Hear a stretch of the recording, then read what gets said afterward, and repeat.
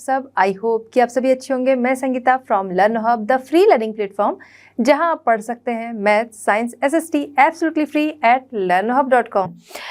15 अगस्त 1947 को हमारी कंट्री एक लंबे संघर्ष के बाद आज़ाद हुई, यानी कि यहाँ से लोगों को फ्रीडम मिली। लोगों ने एक लंबे टाइम तक स्ट्रगल किया, ऑर्जस स्ट्रगल कह सकते हैं। ऑर्जस स्ट्रगल यानी कि एक कठिन स्ट्रगल किया। हमने देखा कि ये स्ट्रगल जो है वो सामने आता है। स्ट्रगल तो बहुत हो रहा था भाई, जो हमने देखा जो शासक थे वो भी बीच बीच में कुछ न कुछ विद्रोह वगैरह कर रहे थे, लेकिन उसको सप्रेस किया जा रहा था। मेन स्ट्रगल जो है वो सामने आता है जब सभी लोग जो थे वो एकजुट हो गए 1857 का जो रिवॉल्ट था वहां से, ठीक है। लेकिन उसको सप्रेस कर दिया जाता है। लेकिन वहां से जो हमारी आज़ादी का स्ट्रगल जो था लोगों के अंदर वो और ज़्यादा आ जाता है। उस समय तो सप्रेस कर दिया गया, लेकिन लोगों को ये समझ में आ गया कि हमको अब इनसे छुटकारा चाहिए, और उसके लिए सभी जो थे वो एकजुट हुए। तो इस तरीके से एक लंबा स्ट्रगल था जो उस समय से तेजी से स्टार्ट होता है, और उसके बाद 15 अगस्त 1947 को हमें आज़ादी मिलती है, ठीक है। आज़ादी तो मिल गई। अब ब्रिटिश गवर्नमेंट से आज़ादी तो मिल गई, लेकिन अब हमारे सामने एक बड़ा सवाल था। वो बड़ा सवाल ये था कि जो अब यहाँ की सत्ता है, जो पावर है, जो कि इन ब्रिटिशर्स के हाथ में थी, अब उनको दे दिया गया किसको? इंडियन के हाथ में। ये तो बड़ी अच्छी बात थी कि इनके हाथ में दे दिया गया। तो यहाँ पर बड़ा क्वेश्चन क्या है? क्वेश्चन ये था कि अब हमारा कॉन्स्टिट्यूशन जो है वो बनाना, कि अब उस पर काम किया जाएगा। कॉन्स्टिट्यूशन जो है, संविधान जो है हमारा, वो बनेगा जिसके अकॉर्डिंग हमारा जो राष्ट्र है वो ऑर्गेनाइज होगा। Body of rules and regulation, ठीक है, body of fundamental rules and regulation. Fundamental rules and regulation को अगर समझना हो, ठीक है, तो इसको हम इस तरीके से समझ सकते हैं कि वो rules and regulations banana constitution के तहत, जिससे ये हो कि भाई कंट्री जो है वो जिसके द्वारा गवर्न होगी, किसके द्वारा वो गवर्न होगी, किस तरीके से कंट्री ऑर्गेनाइज होगी, किस तरीके से गवर्न होगी, जो गवर्न करेगा उसका ऑर्गेनाइजेशन किस तरीके से होगा, उसको किस तरीके से चुना होगा, उसकी पावर क्या होगी, उसके वर्क क्या होंगे, उसके फंक्शंस क्या होंगे, एंड पब्लिक के लिए उसकी ड्यूटीज क्या होंगी। कॉन्स्टिट्यूएंट असेंबली का रोल क्या था ये हम लोग यहाँ पर समझेंगे, ठीक है। कॉन्स्टिट्यूएंट असेंबली जो थी उसी ने ही हमारा कॉन्स्टिट्यूशन जो है उसे फ्रेम किया, उसी ने ही हमारा कॉन्स्टिट्यूशन बनाया। ये थी कॉन्स्टिट्यूएंट असेंबली, ठीक है। अब कॉन्स्टिट्यूएंट असेंबली किस तरह से बनी, कौन से लोग इसमें थे, ये हम समझेंगे। कॉन्स्टिट्यूएंट असेंबली जो थी वो एक इलेक्टेड बॉडी थी। इलेक्टेड बॉडी यानी कि लोगों के द्वारा इलेक्ट होकर आई थी। शुरुआत में बात थी कि इसको लोगों के द्वारा ही इलेक्ट किया जाएगा, बट ऐसा पॉसिबल नहीं हो पाया, आज़ादी नहीं मिल पाई थी, क्योंकि ऐसा माना जा रहा था कि भाई आज़ादी जो है, पहले पंडित जवाहरलाल नेहरू जो थे उन्होंने 1930 में ही बोल दिया था कि 26 जनवरी को हम लोग क्या करेंगे, अपना स्वराज दिवस मनाएंगे, बट उस दिन ये चीज़ नहीं हो पाई। फिर उसके बाद भाई समय समय पर कुछ ना कुछ मूवमेंट जो थे वो चल रहे थे, आंदोलन चल रहे थे, जिसकी वजह से जो ब्रिटिशर्स थे उनकी तरफ से बोला गया था कि अच्छा ठीक है, सेकेंड वर्ल्ड वॉर खत्म हो जाएगा, उसके बाद आपको आज़ादी दे दी जाएगी। तब भी ये चीज़ें पॉसिबल नहीं हुई। उसके बाद फाइनली वो दिन आया 1947 में, 15 अगस्त 1947 को हमारा देश जो था वो आज़ाद हुआ, ठीक है।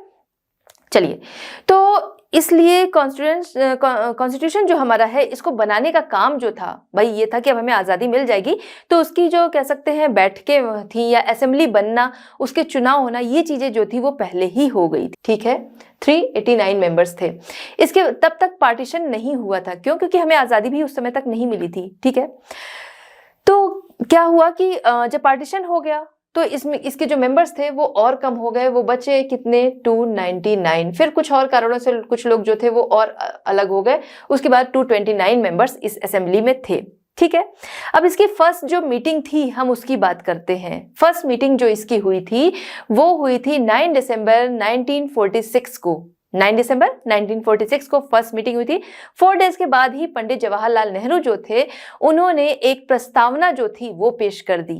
प्रस्तावना क्या थी हम लोग आगे उसको समझेंगे, जिसको प्रीएम्बल के नाम से हम जानेंगे, ठीक है। तो 13 दिसंबर 1946 को पंडित जवाहरलाल नेहरू के द्वारा प्रीएम्बल जो था वो यहाँ पर पेश कर दिया गया, ठीक है। डॉक्टर राजेंद्र प्रसाद जो थे वो इसके चेयरमैन घोषित हुए, डिक्लेयर हुए, और इसमें कुछ और अदर मेंबर्स थे, जिनमें मेन थे डॉक्टर भीमराव अंबेडकर, मौलाना आज़ाद और सरोजिनी नायडू, ठीक है। ये लोग इसके मेंबर थे, और अदर्स बहुत सारे लोग थे, ठीक है। तो इनके द्वारा ये कॉन्स्टिट्यूएंट असेंबली जो थी वो बन गई। यहाँ से संविधान हमारा जो था उसको लिखने का काम शुरू हुआ और उसको कंप्लीट होने में कितना टाइम लगा, 2 years 11 month and 18 days। ठीक है। तो 9 दिसंबर फर्स्ट बैठक थी और जो हमारा कॉन्स्टिट्यूशन जो था वो रेडी हुआ कब, 26 नवंबर 1949 को। तो इसको बनने में कितना समय लग गया था, इसको बनने में समय लग गया था 2 years 11 month and 18 days। ठीक है, इतना टाइम, मंथ एंड 18 डेज। ठीक है, इतना टाइम लगा। अब ये रेडी तो हो गया था, तो इसको उसी समय क्यों नहीं लागू किया गया, ये डेट क्यों चुनी गई? हमारा जो रिपब्लिक डे है हम लोग इसी दिन सेलिब्रेट करते हैं। ठीक है, हमारा जो कॉन्स्टिट्यूशन है वो लागू हुआ था कब, इसी दिन। ठीक है, पास तो वो यहाँ पर हो गया था, ठीक है, लेकिन उसको लागू किया गया 26 जनवरी 1950 को। क्यों ये डेट इसलिए चुनी गई, क्योंकि इसी दिन, इसी डेट पर हम लोगों ने अभी बात की 1930 को ही पंडित जवाहरलाल नेहरू ने बोला था कि वो लोग स्वराज दिवस मनाएंगे। आते हैं नेक्स्ट टॉपिक, द प्रीएम्बल। ठीक है, प्रीएम्बल के बारे में ही अभी हम लोगों ने डिस्कस किया था कि 9 दिसंबर 1946 को जब फर्स्ट मीटिंग हुई हमारा कॉन्स्टिट्यूएंट असेंबली की, ठीक है, कॉन्स्टिट्यूशन बनाने के लिए, उसके 4 डेज के बाद ही पंडित जवाहरलाल नेहरू, 4 डेज बाद यानी 13 दिसंबर 1946 को ही पंडित जवाहरलाल नेहरू जो थे उन्होंने हमारा प्रीएम्बल जो है, जिसको हम लोग कहते हैं, ठीक है, उसको उन्होंने पेश कर दिया। अब ये प्रीएम्बल क्या था ये हम यहाँ पर समझेंगे। ठीक है, सबसे पहले प्रीएम्बल जो था वो हमारे कॉन्स्टिट्यूशन का इंट्रोडक्शन था। ठीक है, प्रीएम्बल जो पेश किया गया, मतलब अभी भी है, बट हम उस समय के बाद अकॉर्डिंग हम लोग बात कर रहे हैं कि प्रीएम्बल जो उस समय में पेश किया गया वो क्या था, वो हमारे कॉन्स्टिट्यूशन का इंट्रोडक्शन था, कि हमें ये पता चलेगा कि हमारा जो कॉन्स्टिट्यूशन है वो किन बारे में यहाँ पर बातें कही गई हैं, किन चीज़ों का जिक्र है, या फिर कह सकते हैं जिन लोगों ने हमारा कॉन्स्टिट्यूशन बनाया उनके विजन क्या थे, उनके एस्पिरेंट्स क्या थे, इसका हमें उस पता चलता है कि भाई क्या सोचकर उन्होंने किन किन चीज़ों के बारे में सोचकर बनाया। जैसे अगर हम कोई भी बुक लेते हैं, वो चाहे हमारे कोर्स की है या हम कहीं भी लाइब्रेरी में चले जाएं, हमने कोई बुक उठाई तो स्टार्टिंग में हम क्या करते हैं, उसकी इंडेक्स देखते हैं। उस इंडेक्स से हमें ये समझ में आ जाता है कि इस बुक में किन किन चीज़ों के बारे में कहा गया है। उसी तरीके से हमारा प्रीएम्बल है, कह सकते हैं कि हमें पता चल जाता है, मतलब वो पूरा जो है हम उसको पढ़ना है, उसे जानना है, उसमें हमें समय लगेगा। उससे अच्छा कि अगर प्रीएम्बल हमने देख लिया तो हमें ये समझ में आ गया किन चीज़ों के बारे में कहा गया है, तो ये है हमारा प्रीएम्बल। ठीक है, प्रीएम्बल कह सकते हैं जैसे किसी की खूबसूरती होती है, कोई रेडी हुआ, अगर उसको क्या है ज्वेलरी पहना दी जाए तो खूबसूरती जो है वो बढ़ जाती है। उसी तरीके से हमारा प्रीएम्बल कह सकते हैं हमारे कॉन्स्टिट्यूशन के लिए वो एक ज्वेलरी की तरह है, इसीलिए उसको ज्वेल सेट बोला गया है। कॉन्स्टिट्यूशन को, हमारे कॉन्स्टिट्यूशन का प्रीएम्बल को ज्वेल सेट बोला गया है कि वो उसकी खूबसूरती जो है उसको बढ़ाने के लिए। ठीक है, साथ ही साथ ऑब्जेक्टिव्स, जो हमारा कॉन्स्टिट्यूशन है उसके उद्देश्य क्या है उसके बारे में हमें पता चलता है प्रीएम्बल से। ठीक है, तो ये है हमारा प्रीएम्बल। 1 बाय 1 इनको हम डिटेल में आगे समझते चलेंगे। तो अभी हमने जाना प्रीएम्बल जो है वो हमें बताता है हमारे कॉन्स्टिट्यूशन का सोर्स, नेचर और उसके ऑब्जेक्टिव्स। ठीक है, 1 बाय 1 इनको हम यहाँ पर समझते हैं। सबसे पहले हम बात करेंगे सोर्स ऑफ द कॉन्स्टिट्यूशन, जो हमारा कॉन्स्टिट्यूशन है उसका सोर्स क्या है। ठीक है, सोर्स की बात करें तो वी द पीपल, ठीक है, हम लोग इसके सोर्स हैं। हमारा जो कॉन्स्टिट्यूशन है उसमें बिल्कुल स्टार्टिंग में लिखा है, जो हमारा प्रीएम्बल है, ठीक है, उसमें बिल्कुल स्टार्टिंग में लिखा है we the people of India. तो हम इंडिया के लोग जो हैं वो क्या है, इसके सोर्स हैं। गवर्नमेंट बनती है, ठीक है, हमारा कॉन्स्टिट्यूशन कहता है जो हमारी गवर्नमेंट बनेगी, ठीक है, जो अथॉरिटी है ये किसके पास होगी, हमारी गवर्नमेंट के पास। ठीक है, हमारे कॉन्स्टिट्यूशन के तहत जो अथॉरिटी है कंट्री की वो किसके पास होगी, गवर्नमेंट के पास होगी। और ये गवर्नमेंट कैसे बनेगी, गवर्नमेंट जो है हमारे वोट के द्वारा, इलेक्शन होते हैं हर 5 ईयर पे, हम वोट करते हैं और जिसको ज़्यादा वोट मिलते हैं, या कह सकते हैं पब्लिक जिसको चुनती है इस तरीके से, ठीक है, उसको अथॉरिटी मिलती है। ठीक, तो जो गवर्नमेंट बनी, अथॉरिटी किसके पास है, हमारी गवर्नमेंट के पास। वो गवर्नमेंट जो है वो कहाँ से आती है, हमारे वोट के द्वारा। इस तरीके से यानी जो हमारी गवर्नमेंट है उसे हम चुनते हैं। ठीक है, यानी कि जो कॉन्स्टिट्यूशन है वो क्या करता है, कॉन्स्टिट्यूशन ने ही हमें ये राइट दिया है कि हम अपनी गवर्नमेंट को चुनेंगे। ठीक है, तो इस तरीके से कॉन्स्टिट्यूशन क्या करता है, कॉन्स्टिट्यूशन जो है वो हमारी विशेष का रिफ्लेक्शन है। ठीक है, इस नेचर में सबसे पहले आता है सॉवरेन। सॉवरेन की बात करें तो इंडिया जो है, ठीक है, इंडिपेंडेंट कंट्री है, ये आपको पता है। ठीक है, इंडिया जब इंडिपेंडेंट कंट्री बनी 1947 में, ठीक है, तो 1947 से फिर उसके बाद 1950 में हमारा जो कॉन्स्टिट्यूशन है वो लागू होता है। ठीक 1950 में हमारा कॉन्स्टिट्यूशन जो है वो लागू होता है। वहां से क्या होता है कि जब हमारा कॉन्स्टिट्यूशन लागू हुआ, वहां से जो मेन पावर है वो हमारी कंट्री के हाथ में आई। उसके पहले तक क्या था, उसके पहले तक हम लोग जो थे वो रिपब्लिक कंट्री नहीं थे, डोमिनियन कंट्री के रूप में आते थे। मतलब ये कि हमें आज़ादी तो मिल गई थी, बट जो मेन पावर हमारी थी वो हमारे हाथों में नहीं थी। जैसे हमारे रिसोर्सेज जो हैं वो हम कैसे खर्च करेंगे, उस पर ऊपर से जो पावर है, यानी कि जो ब्रिटिश पावर थी, वो हमारे ऊपर कंट्रोल कर सकती थी कि आप उसके साथ ट्रेड नहीं कर सकते हैं, आप इस रिसोर्स का यूज़ नहीं कर सकते। ठीक है, ये सारी चीज़ें थी। लेकिन जब हमारी जो रिपब्लिक डे जो हम लोग यहाँ मनाते, ठीक है, वो इसीलिए मनाते क्यों, क्योंकि वहाँ से जो मेन पावर थी वो हमारे हाथ में आ गई। तो जो मेन पावर है वो किसके हाथ में, हमारा प्रेसिडेंट। ठीक है, सबसे ऊपर की जो पोस्ट हमारी क्या है, प्रेसिडेंट की है, डॉक्टर राजेंद्र प्रसाद, जो कि हमारे फर्स्ट प्रेसिडेंट बने। ठीक है, अब जो मेन फैसले थे, मतलब जो भी चीज़ें थी, तो उस पर किसी फॉरेन कंट्री का कंट्रोल नहीं था। यही क्या है, सोवरेन। तो यहाँ से हम लोग क्या थे, 1950 जब हमारा जो रिपब्लिक डे हम सेलिब्रेट करते हैं, तो सोवरेन कंट्री बनने के उपलक्ष्य में हम लोग उसे सेलिब्रेट करते हैं। ठीक है, कि अब हमारे ऊपर किसी और का कंट्रोल नहीं है। नेक्स्ट हम बात करेंगे सोशलिस्ट। ठीक है, सोशलिस्ट, इसको लागू किया गया था, या कह सकते हैं इसको ऐड किया था 42 जो अमेंडमेंट एक्ट था उसमें। कब, इंदिरा गांधी जी के टाइम में, 1976 में। क्यों ऐड किया गया था, इसको ऐड करने का उद्देश्य ये था कि अमीर और गरीब, ठीक है, रिच एंड पुअर के बीच का जो गैप है वो बहुत ज़्यादा है, उसको बराबर किया जा सके। कैसे बराबर किया जा सकता है, इस तरीके से कि जो वेल्थ, ठीक है, अमीर गरीब कैसे बनते हैं, वेल्थ के बेस पर ही बनते हैं कि एक जिसके पास बहुत पैसे हैं वो रिच हो गया, ठीक है, जिसके पास नहीं है, कम है, तो वो गरीब है। ठीक है, हो गया, ठीक है, जिसके पास नहीं है, कम है, तो वो गरीब है, ठीक है, पुअर है। तो इस गैप को एक ब्रिज मिल सके, इसके लिए क्या है, दोनों को बराबर की अपॉर्चुनिटीज मिले, यानी कि हर जॉब का फॉर्म जो है दोनों भर सकते हैं। ठीक है, किसी भी चीज के लिए दोनों अप्लाई कर सकते हैं, कहीं भी दोनों जो है किसी भी तरीके का बिजनेस जो है वो शुरू कर सकते हैं। ठीक है, तो वेल्थ में दोनों को अपॉर्चुनिटी जो है वो बराबर मिल सके, इसके लिए इसको यहाँ पर इस एक्ट में ऐड किया गया था। ठीक है, तो 1976 में इंदिरा गांधी जी के टाइम में इसको ऐड किया गया था, किसको, सोशलिस्ट को। ठीक है, इसका मतलब क्या है, इसका मतलब है इक्वल अपॉर्चुनिटी टू ऑल। चलिए बात करते हैं अब सेक्युलर। सेकुलर जो ये वर्ड है इसको भी 1976 में ही ऐड किया गया था। जो 42 अमेंडमेंट एक्ट हमारा था उसमें 1976 में इसको एक्ट किया गया था। क्यों, क्योंकि हमारी कंट्री जो है वो एक सेकुलर स्टेट है। आप सभी को पता है कि हमारी कंट्री क्या है, सेकुलर स्टेट। हमारे यहाँ सभी धर्मों को मानने की इजाज़त है। ठीक है, सभी को बराबर की अपॉर्चुनिटी या फिर कह सकते हैं सभी को बराबर की वरीयता दी जाती है।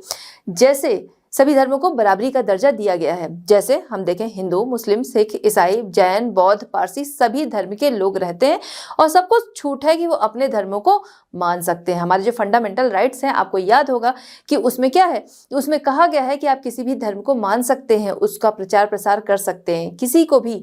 वही चीज़ अभी हम लोग यहाँ पर देखते जाएंगे। ठीक है, चलिए आइए देखते हैं सेकुलर स्टेट जिसकी खूबी क्या है वो हम भी समझ लेते हैं, जो कि जिसकी वजह से हमारी जो कंट्री है वो सेकुलर स्टेट के रूप में आती है। ठीक है, does not have any official और स्टेट रिलीजन। हमारी कंट्री का कोई भी ऑफिशियल या स्टेट रिलीजन नहीं है। नेक्स्ट है डज नॉट डिस्क्रिमिनेट। इसका मतलब क्या है, इसका मतलब ये है कि किसी भी, ठीक है, किसी को भी हम लोग रिलीजन के बेस पर डिस्क्रिमिनेट नहीं कर सकते हैं। ओके, डज नॉट फेवर और promote any particular religion. Next हम आते हैं guarantees the freedom of every individual of profess, practice and propagate his her own religion. चलिए, तो 3S जो थे वो हमारे कंप्लीट हो गए। अब हम यहाँ पर बात कर रहे हैं डेमोक्रेटिक एंड रिपब्लिक की। तो डेमोक्रेटिक की बात अगर हम करें तो डेमोक्रेटिक गवर्नमेंट की अगर हम बात करते हैं, उसकी पहचान क्या होती है, उसकी पहचान होती है ऑफ द पीपल। ठीक है, गवर्नमेंट जो है वो लोगों की पीपल है, लोगों की गवर्नमेंट है, एंड बाय द पीपल, लोगों के द्वारा, एंड फॉर द पीपल। ठीक है, ये क्या है, डेमोक्रेटिक जो गवर्नमेंट होती है उसकी पहचान है of the people, by the people, for the people. ठीक है, हमारी गवर्नमेंट क्या है, हमारे द्वारा बनी, ठीक है, हमारी गवर्नमेंट है। ठीक है, ऑफ द पीपल हमारी गवर्नमेंट है। ठीक है, यहाँ पर अगर हम देखें कि सभी को बराबरी का दर्जा दिया गया है, सभी जो है सभी को छूट है, ये सारी चीज़ें हैं। ठीक है, कह सकते हैं कि क्या गवर्नमेंट जो है वो कोई पर्सन ही जो है वो क्यों बन रहा है, वो इसलिए बन रहा है क्योंकि सारे लोग जो हैं वो अगर बनना चाहें गवर्नमेंट, ठीक है, गवर्नमेंट के रूप में आना चाहें तो नहीं आ सकते। तो इसलिए कोई एक होता है जो क्या करता है, हम सभी को रिप्रेजेंट करता है। ठीक है, जिसको कि हम लोग क्या करते हैं, हम लोग उसे चूज करते हैं इलेक्शन के द्वारा। ठीक है, तो हमारी गवर्नमेंट जो है हमारे द्वारा ही बनती है, हमारे लोगों के लिए ही बनती है और हमारे बीच में से ही कोई होता है। ठीक है, ऐसा नहीं है कि राजा महाराजा का राज है और फिर कोई उसी में से जो है वो हम पर शासन कर रहा है, ऐसा कुछ नहीं है। ठीक है, अब हम बात करते हैं रिपब्लिक। ठीक है, रिपब्लिक, अब जब बात यहाँ पर आती है तो इसका मतलब क्या है? इसका मतलब यही है कि जो हाई पोस्ट है, सबसे ऊंची पोस्ट है, ठीक है, वो ऐसी जगह पर ना तो डिक्टेटरशिप जो होती है उनकी होती है, ना मोनार्की होती है। यहाँ पर जो गवर्न करता है वो क्या होता है? वो 5 ईयर के लिए, हमारी कंट्री में देखें तो 5 ईयर के लिए उसको इलेक्ट किया जाता है पब्लिक के द्वारा।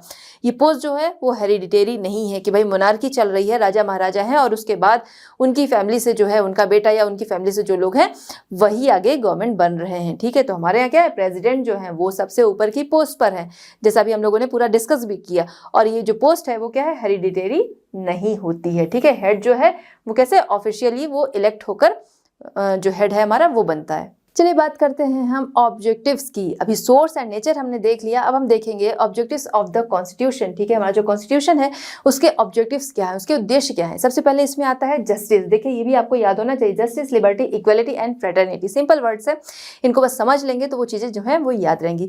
सबसे पहले बात करेंगे हम यहाँ पर जस्टिस। इसका उद्देश्य क्या है? उद्देश्य ये है कि जो हमारी कंट्री के लोग हैं सभी को बराबरी का दर्जा देना कानून के सामने। ठीक है, हमारा जो लॉ है वो सभी को बराबरी की नज़र से देखता है।